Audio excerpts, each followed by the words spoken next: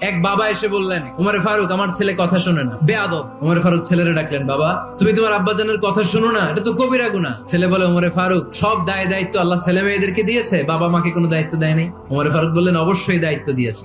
তাহলে বলেন আমার বাবার দায়িত্ব কি? উনি বললেন, প্রাইমারিলি প্রথমত 3 দায়িত্ব। পৃথিবীর প্রতিটি বাবার উচিত ছেলেদের মেয়েদের জন্য ভালো মায়ের ব্যবস্থা করা। 2 নম্বরে সুন্দর তার একটা নাম রেখে দেয়া। 3 নাম্বার তার আল্লাহর কিতাব শিক্ষা দেওয়া। এবার ছেলেকে আমার আব্বা 3টার একটাও করে নাই। এবার উমরে ফারুক রেগে গেলেন, বাবার কাঁধে ধরলেন। ছেলে বলে, আমিরুল মুমিনিন, আমার মা নর্তকী, আমার মা মাজুসি, আমার মায়ের মধ্যে কোনো আদব কাদব নাই, সুন্দরী দেখে আমার মা রে বাবা বিয়ে করছে, আমার মায়ের কাছ থেকে জীবনে কিছু শিখি নাই। 2 নাম্বার সাম্মানি খানফাসা, আমার বাবা আমার নাম রেখেছে চামচিকা।